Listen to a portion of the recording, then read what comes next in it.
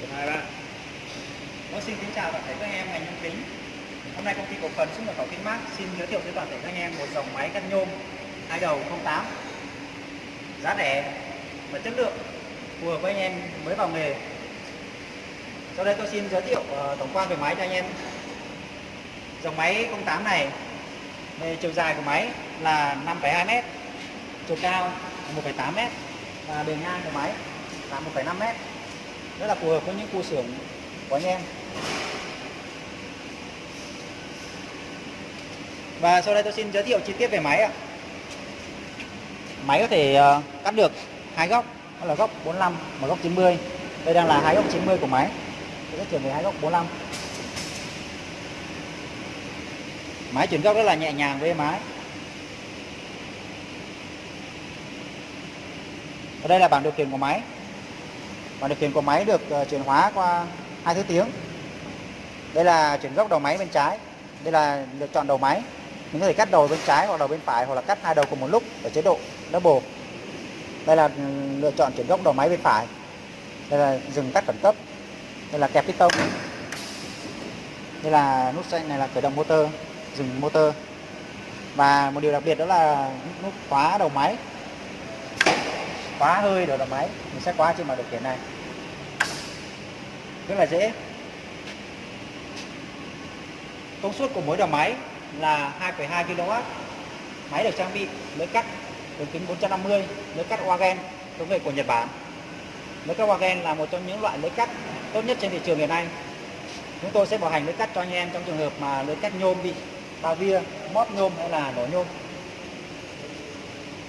Máy chuyển được hai góc là 45 và 90. Và một điều đặc biệt ở dòng máy này đó là phần bán nguyệt đây ạ, sẽ không sử dụng bánh răng nữa, mà thay vào đó là vòng bán nguyệt để dẫn hướng chuyển góc cho đầu máy được ổn định hơn và chính xác hơn. Thay vì những cái dòng máy đời cũ thì có sử dụng bánh răng ở đây thì rất là dễ bị kẹt màn nhôm, gây lệch góc, gây sai góc. Ở trên máy sẽ được trang bị 3 piston, và ở trên đầu máy số 2 được trang bị 2 piston kẹp để kẹp những cây nhôm dài. Khi mà cắt xong sẽ không bị cái nhôm sẽ không bị văng hay bị nhả ra ngoài, rất là an toàn, rất là chắc chắn. Đây là phần đầu máy được thiết kế là tấm thép dày, sáng bóng, rất là chắc chắn. Ở trên mỗi đầu máy sẽ đều được trang bị hai hệ thống phun dầu tự động, và đây có cả timer điều khiển, hay còn gọi là phun dầu thông minh. Mình có thể hẹn giờ ở trên hai đồng hồ timer này để chọn thời gian phun dầu, để tránh phun thừa dầu và tiết kiệm dầu cho anh em. Trên đầu máy số 1 sẽ có máng trượt DC, để khi cắt xong thì DC sẽ trượt xuống và đi ra ngoài, rất là ổn định. Đây, nắp chắn DC được thiết kế là trượt lên xuống thẳng đứng, thiết kế mới nhất hiện nay để đảm bảo tiết kiệm diện tích và độ thẩm mỹ.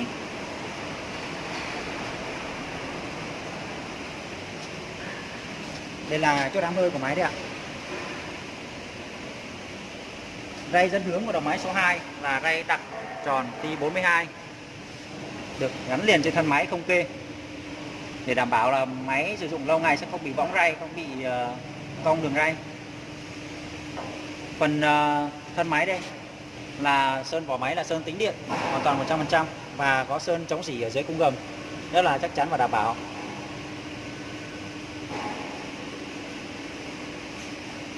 Đây là phần phía sau của máy.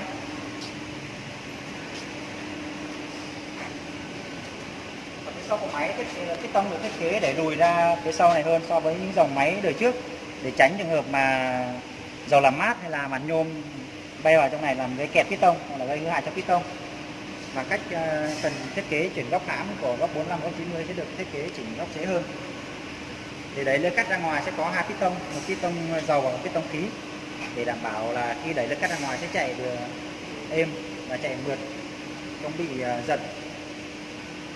Đây là thùng đựng dầu làm mát, đảm bảo không bị màn nhôm bay vào bên trong, không bị bụi bẩn vào bên trong. Phía sau đầu máy rất là gọn gàng. Và tôi xin giới thiệu sơ qua về tấm điện của máy.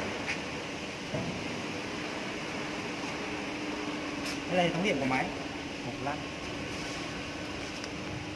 Hệ thống điện của máy được trang bị từ hãng Chin cao cấp, gồm có một chống đảo pha để trong trường hợp mà anh em lắp điện ba pha bị ngược thì máy sẽ không quay, tránh gây quay ngược, gây gãy me gãy lưới rất là nguy hiểm.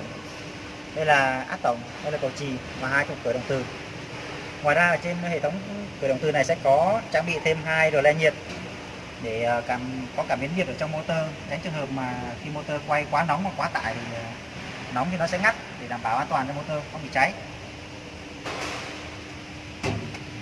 Dưới là hệ thống điều khiển hơi của máy ạ, được làm rất là gọn gàng và chắc chắn.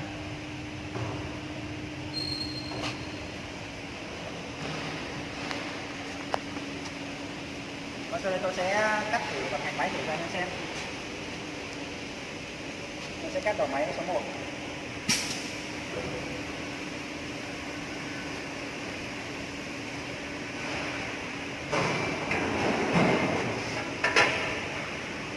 Khi mình muốn khóa đầu máy số 2, có thể chọn kích thước xong mình sẽ khóa đầu máy số 2 ở trên bản điều khiển này bằng cách bật công tắc khóa đầu máy, thì đầu máy sẽ không bị di chuyển nữa.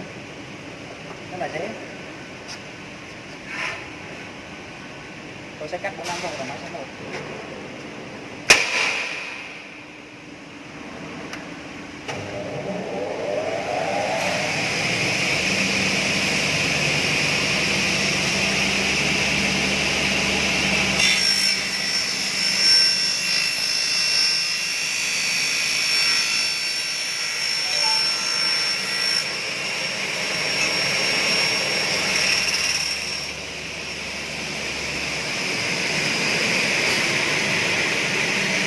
Đây là sản phẩm đẹp,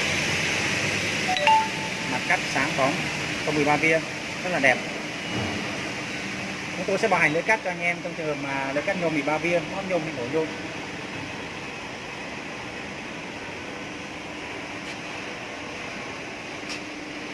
Đây là tổng quan của máy.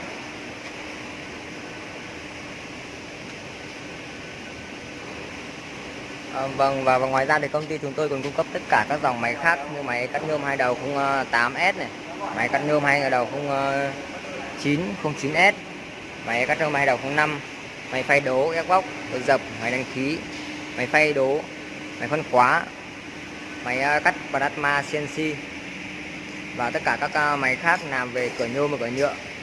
Ở đây là tổng kho máy ở chi nhánh miền Nam. Ngoài ra chúng tôi còn có chi nhánh Đà Nẵng và một trụ sở chính ở ngoài Hà Nội. Mọi nhu cầu thì anh chị và các bạn có thể liên hệ với tôi theo số điện thoại ở phía bên trên màn hình.